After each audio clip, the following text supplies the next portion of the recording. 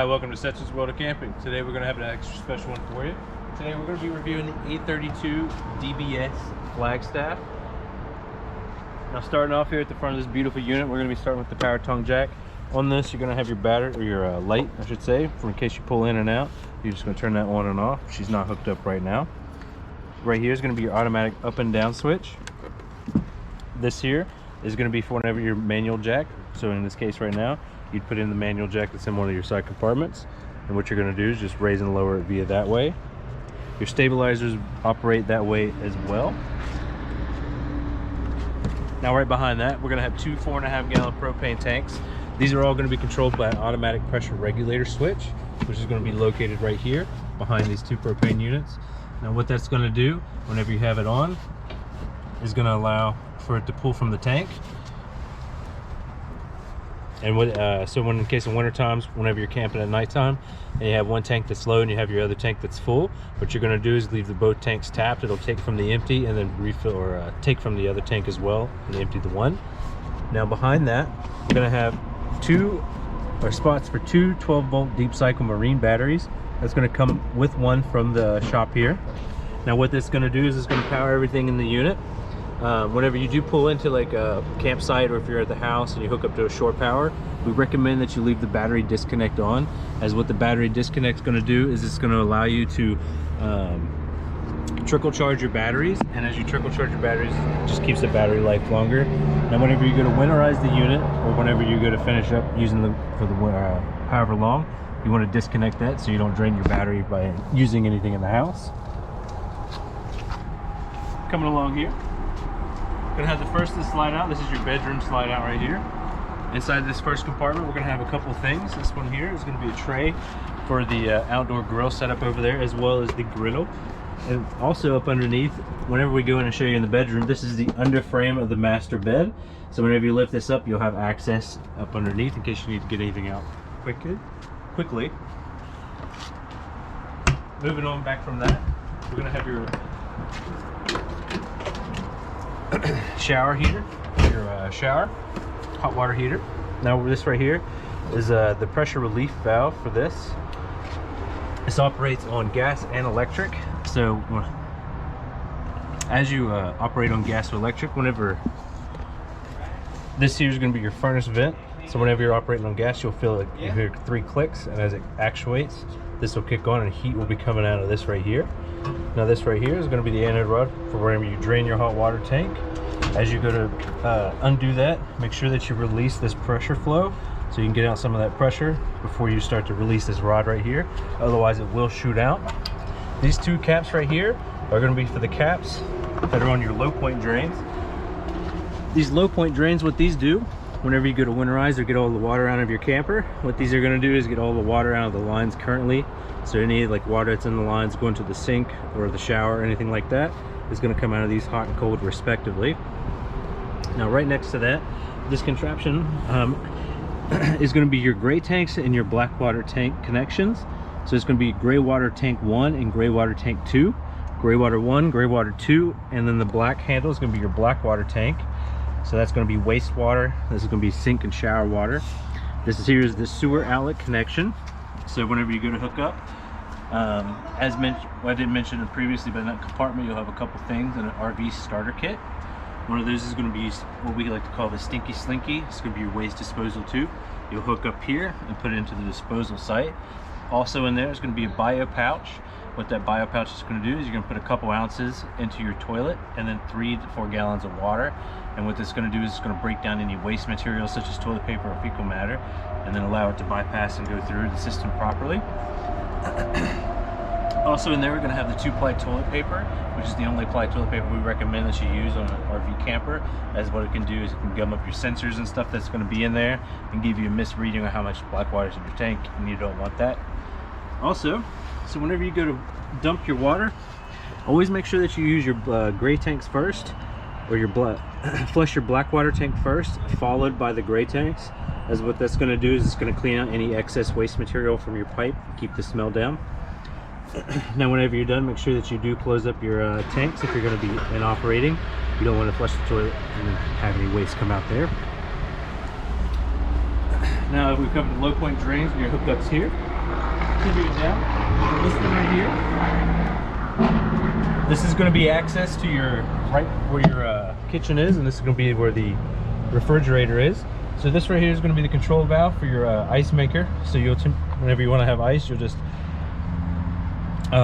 pull this out and then push it back in. Be careful though, because it is kind of loose. And that's all this compartment's going to be right here, just for the ice maker access to the back of the refrigerator. Now for your tires on each one, you'll have stickers on each side. This right here, what he's going to say is he's going to recommend 100 foot-pound per torque per lug nut on this camper. Generally they recommend after every hard braking. I recommend it before every trip, personally, just as a safety precaution. Same as checking the tire pressure on this dual axle. So you're going to have four tires on this unit. The tires that are currently on this unit are going to be 80 psi, so recommend at least every trip that you refill each tire back up to 80 psi for optimal towing and safety. Continuing along here, up underneath, whenever your slide outs are not out, you're going to have access to this one right here.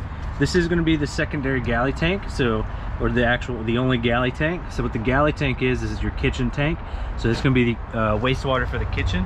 So as way, like any food waste, grease, materials like that, is going to be consolidated to this single pipe instead of the other pipes up there, so it doesn't mess with your bathroom and sink water that way as well. Also here, up underneath, this slide out is going to be the other stabilizer jack, which is manual or auto, but you're also going to have your freshwater drain, which is going to be that white handle right here. So whenever you pull that white one right there, it's going to release all the water from your freshwater holding tank, and it's going to completely dry that out whenever you go to winterize, keep everything nice and good. Coming along, this right here is going to be the freshwater fill up for your freshwater tank. So you'll see that this is just a big hole. What you're going to do is you're going to put the water pressure regulator, which is going to come in your RV starter kit. What that water pressure regulator is going to do is it's going to take the water from your hose, regulate it down between 50 to 55 psi, I believe it was, and keep from busting any of the lines in your tank, depending on whether your city or the campsites hook up, depending on their water pressure. So anytime you put any kind of water into your camper, always have that water pressure regulator attached, and it will come in your RV starter kit. But that's your freshwater hookup right there. And always keep an eye as well, because it is filling a tank. So as you fill that tank, if you walk away, 5 minutes of uninterrupted filling into an already full tank, that water has to go somewhere. So continuing on here, right underneath of that, this is going to be your 50 amp power supply. So when you pull into a campground at your house, you hook up shore power right there and operate not on the battery. Up above here as well, there's going to be a backup camera. You can buy a backup camera purchased separately off Furion right there. This comes pre-installed with the ladder. Now right behind your ladder here, you're going to have a couple different things. You're going to have your city water connection, your cable and satellite with these two controlled right through here. You're also going to have your tank flush.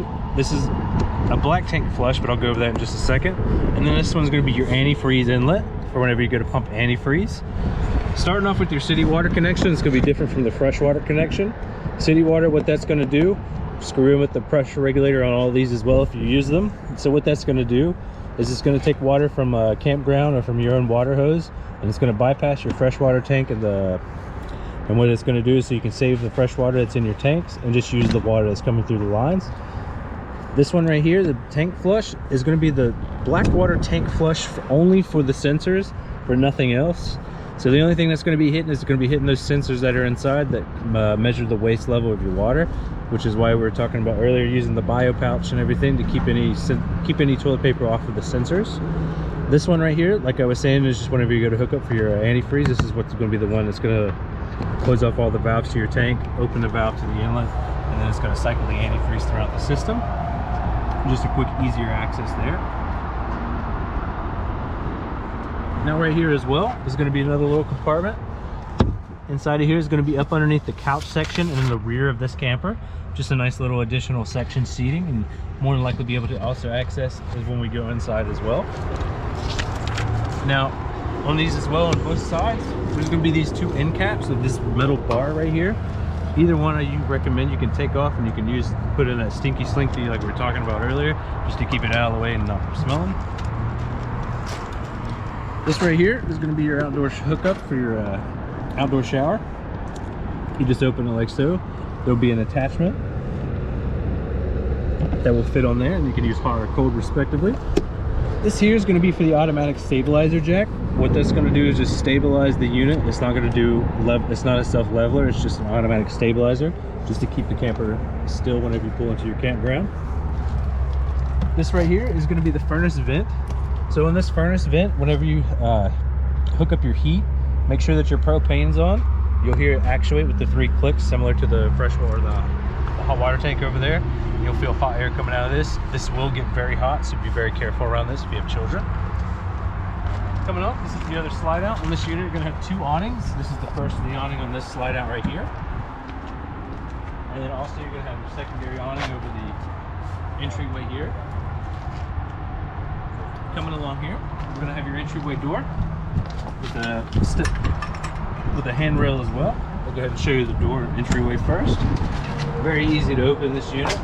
One of my favorite things on this one is it's got the easy stairs. So what this does is whenever you go to pull these out, most of the time you have to worry about make sure that it doesn't fall on you. At any point, you can just keep them like this, and on this unit, it'll snap back up into place, so you don't have to worry about hitting your head or anything like that.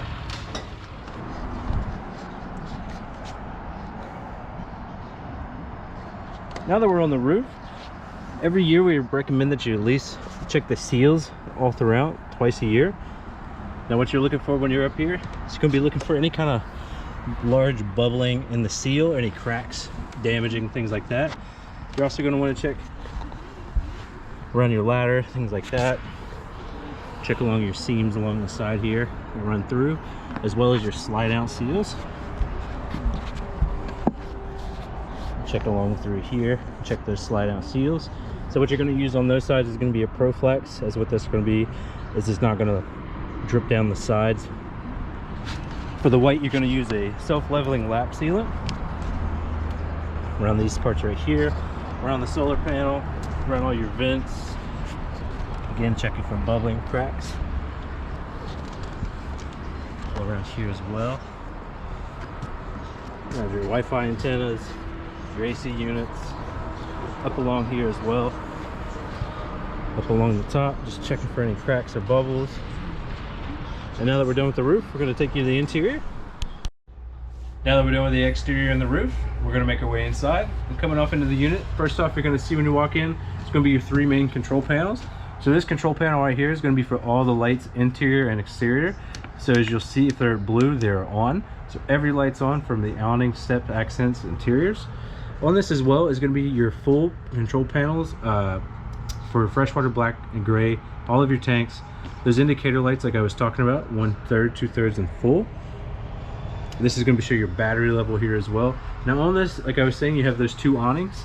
Now if you look outside on this awning right here, so this one's going to be already almost all the way extended. So whenever you go and extend them, what you want to do, as that extends, keep an eye on that black bar, and as you start to see those lines where that flap is, you want to stop there and retract right until that comes right back up in like that. That way it doesn't overextend and your awning doesn't fall off or anything like that. Now whenever you go to bring these back in, on that other awning I have right here, now as you bring that in, you want to make sure that you keep those bracket arms, make sure you keep an eye on the bracket arms and make sure that they lock in, and it'll lock in just like so. On this board as well, you're going to have a couple other controls. You're going to have your water heater. So if you want to run the water heater off gas, it's going to be the gas one. If you want to run it off electric, you can run it off electric as well. If you want it also for the water pump, and also your tank heater. So what that tank heater is going to do, it's going to keep your holding tanks from freezing, like your waste and your holding freshwater tanks. Next to that, we're going to have also your controls for the cooling system and the heat system. So as you go through, you can cycle through the system for cool air, hot or cold, and you can change the the active zones, excuse me, from 1 or 2. So if you want the rear compartment to be a little bit warmer, you can adjust it that way, and then you can also adjust it in the forward one for the bedroom. Now above that, there's also going to be your solar power control right here. Also going to be right here, another important thing in the entryway is going to be your fire extinguisher, just in case. Now coming into this unit, it's going to be a nice and spacious unit. You're going to have your TV starting off this way right here. So you're going to have a nice full-size TV here, controlled with a remote, as well as your fireplace. You have a remote control for that as well. This works extremely well and it is very toasty. Coming in here into the kitchen, have your nice island right here. Very large.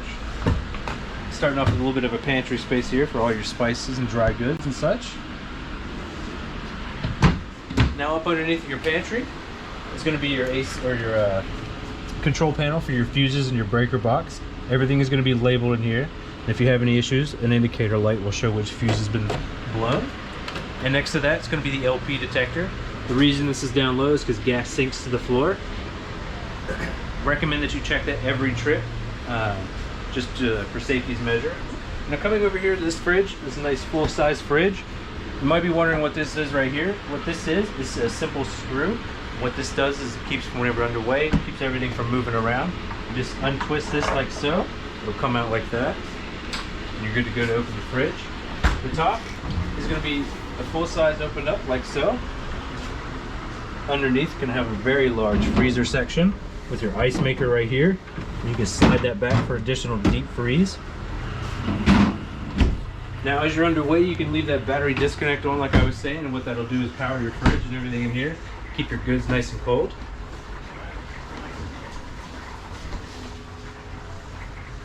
Coming into the rest of the kitchen, you're going to have your nice full-size microwave right here. Underneath that, you're going to have your vent hood and fan. Vent out any of the fumes or anything from cooking.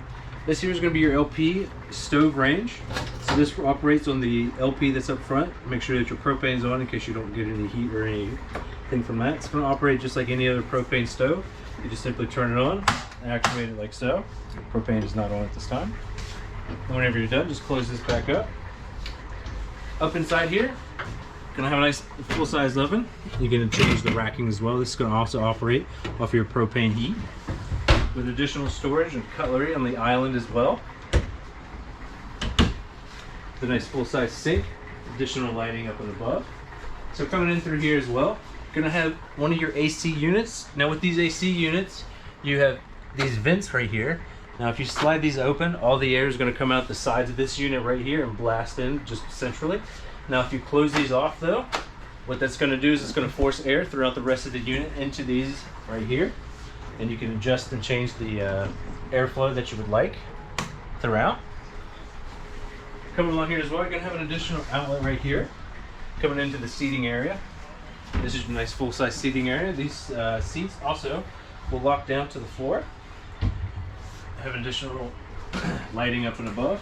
Now, one of my favorite things about the windows in here is they have day shades and they also have night shades. So on these other ones, you have your day and night shades pulled. But if you just want a little bit of shade and a little bit of privacy, you can pull down the day ones.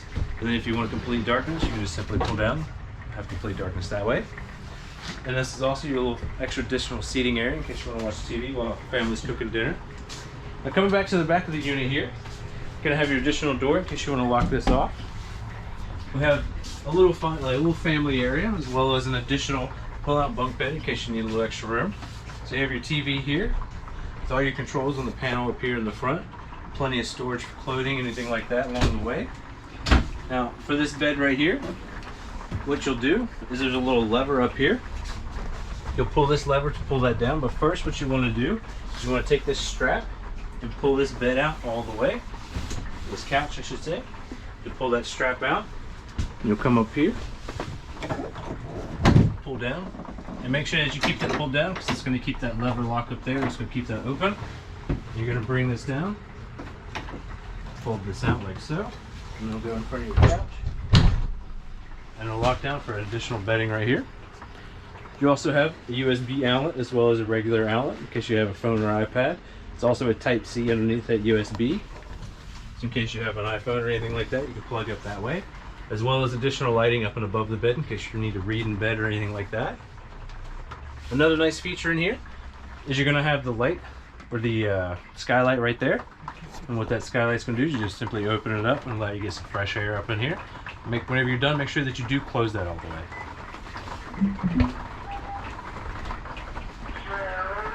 So now that we're done here in the back bedroom, we're going to make our way forward.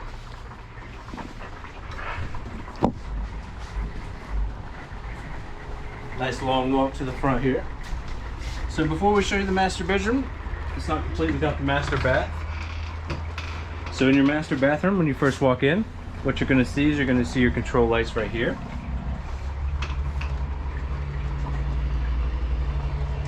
Now that I get in here, I'll show you a little bit about it. So with this unit, this one's going to come with a shower miser. So what your shower miser is going to do is this one right here. So as you go normally to hook up your shower and you start your shower, you're going to have your water. As it heats up, you're going to lose all of that water. What the shower miser does is it recycles all that water. So as you have your hot water and cold water on, you're waiting for it to get warm, you'll turn that miser on and it'll recycle that clean water back into your holding tank until your water is hot, and then you can turn that off and allow hot water to come out. That saves, on average, generally depending on the size of your tank, most every camper, at least 2 showers every trip, which is quite a bit of decent water for drinking and everything else. And this does only recycle fresh water. No other water will be recycled with this. So this is your toilet here as well. As you open this up, it works like any other toilet. You open this, that will open, and this water will flow throughout, and it'll drop down into your holding tank like so. This here is going to be your GFCI outlet reset, like I was talking about outside. So in case any of your breakers do switch or break, you just simply go in there and press that to reset. You also have access into the bedroom from this room right here, but also from this side over here. Now when you first come into the room, what you're going to see is you're going to have a couple outlets here. And then you also have a satellite auxiliary control, because you can hook up a TV and mount it to that back wall right there. I'd recommend putting it on a mounting arm with an elbow so you can get it down a little bit more. On the floor, you may be curious as to what that ball is. What that's going to do is when you have your bedroom door open, it's going to lock your bedroom door closed. Boom, just like so. Coming in here, have plenty of mirror space when you need to get ready in the morning. But also in behind this, you're going to have a washer and dryer hookup, which is sold separately. But you'll have your hot water discharge over there, as well as an outlet, as well as racking up there in case you just want to use it as a regular closet. Additional closet space here and up underneath. Plenty of storage.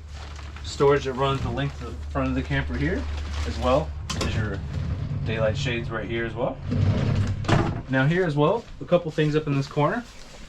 There's going to be your inverter controls, as well as a USB and a Type-C charger and a regular outlet as well. Now, another outlet here. Now on your bed, these lights right here are LED lights. These also have a USB at the top for additional charging and on and off switches here as well. Nice full-size bed, king-size bed. Now up underneath it here, like we were talking about outside with that one compartment, you can lift this up rather easily, unassisted even. Now, as I was saying, there's your outdoor shower hose that hooks up in the rear of the camper, and your 2 manual jacks.